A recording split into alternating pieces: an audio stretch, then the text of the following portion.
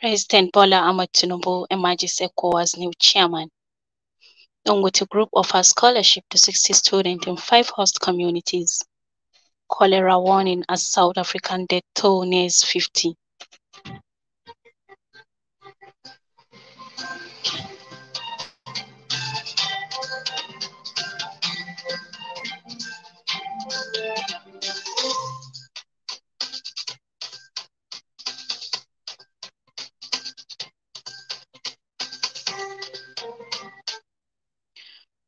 Today is Monday, 22nd of Zulhijjah, 1444, after the hijrah of Prophet Muhammad sallallahu alaihi wasallam, which is equivalent to 10th of July, 2023. I'm Khadija Nurlamin with the News Info.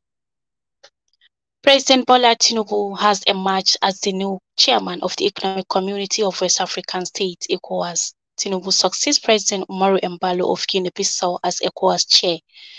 Tinubu's emergence was announced at the 63rd Ordinary Session of the Authority of Heads of State and Government of ECOWAS.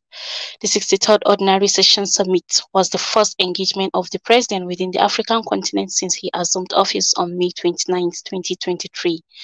Tinubu, who is the latest entrant into the exclusive club of heads of states in West Africa, pledged to bear the responsibility of the office and run an inclusive administration of the regional organization.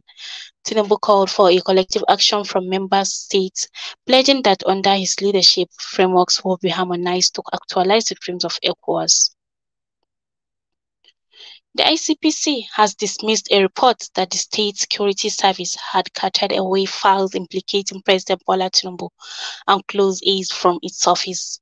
The Independent Corrupt Practices and Other Related Offences Commission (ICPC) dismissed the report in a statement by its spokesperson Azuka Ogugwa.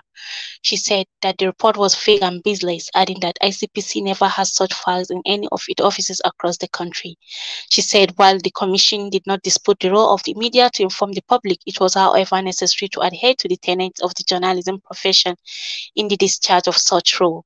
According to her, for the umpteenth time, the Commission wishes to urge media organizations not to allow the use of their medium to propagate lies and unfounded reports by supervisory agents.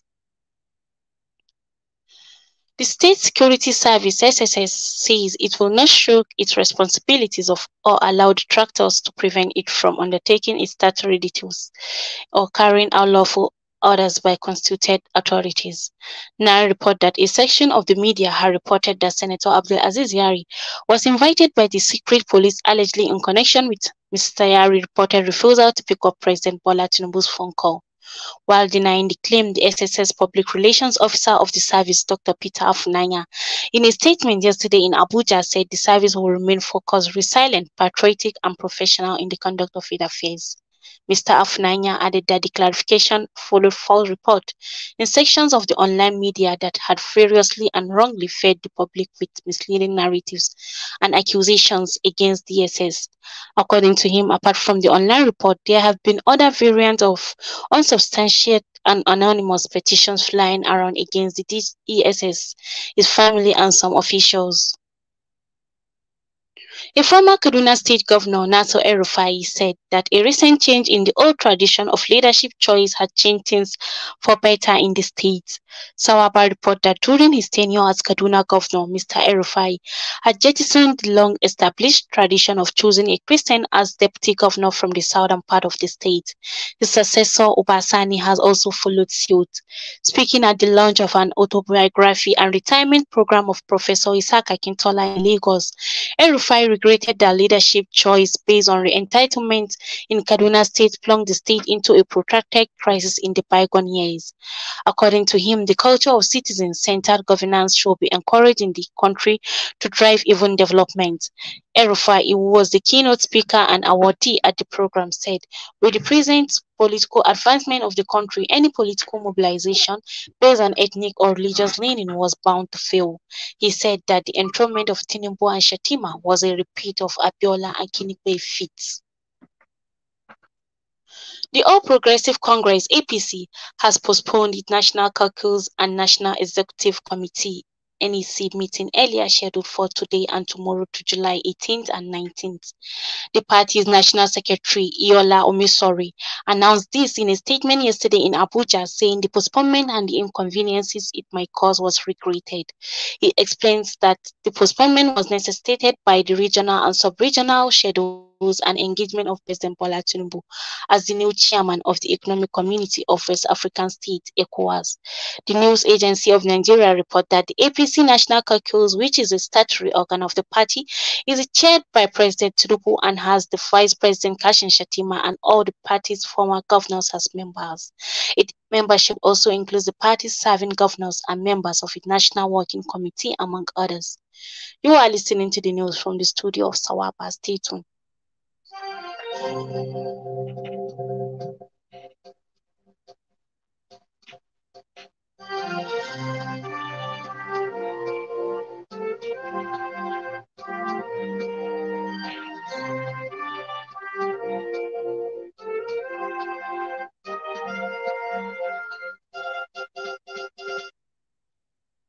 Welcome back. Dangote Granite Mines, a subsidiary of Dangote Group, has awarded scholarships to about 60 students in 5 host communities. The company disclosed this in a statement issued in Lagos yesterday by Francis Awole Brown. Mr. Awole Brown stated that the scholarship was part of the company's corporate social responsibility to foster educational development in its host communities.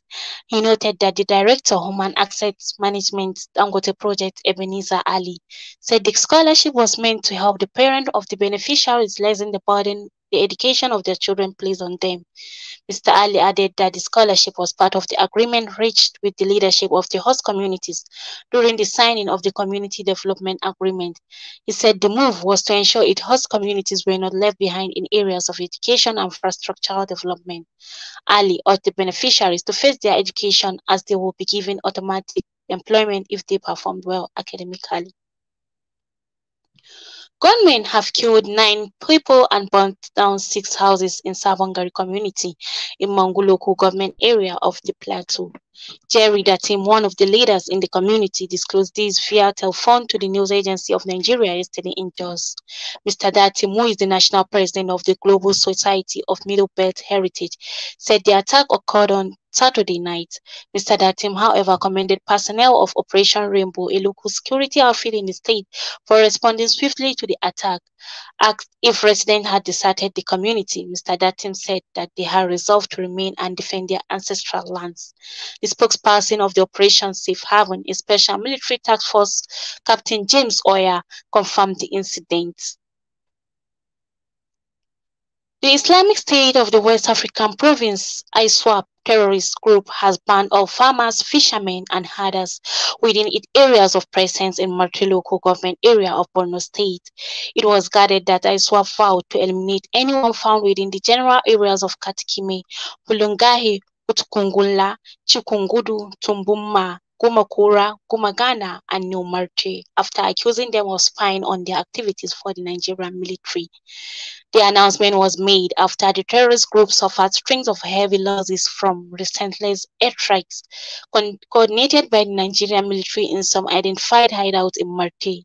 The strike led to the elimination of top commanders of the ISWAP, scores of foot soldiers, destruction of their logistics factory and vehicles. It also denied the terrorists sanctuary and freedom of action by forcing them to relocate from their camps. The Miyetti Allah Cattle Breeders Association of Nigeria, MACPAN, yesterday said 15 people were killed following an alleged invasion of their communities in the Mangu local government area of Plateau State.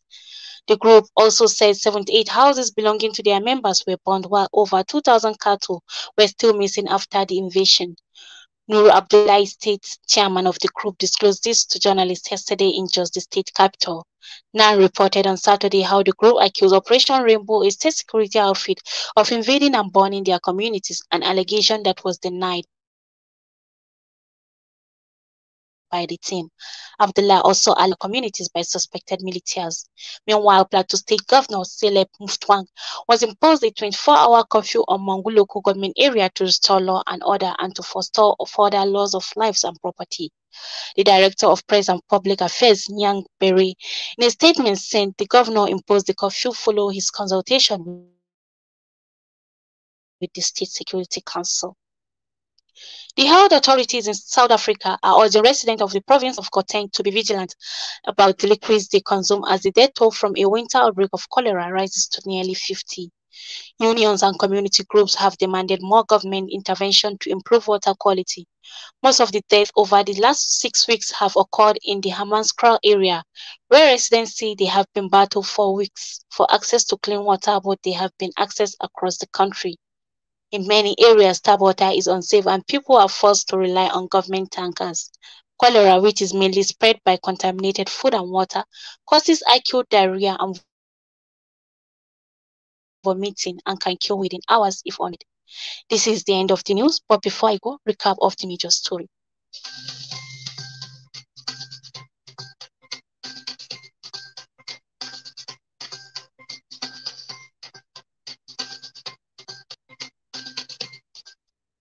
You had President Bola Ahmed Tinubu emerges ECOWAS new chairman.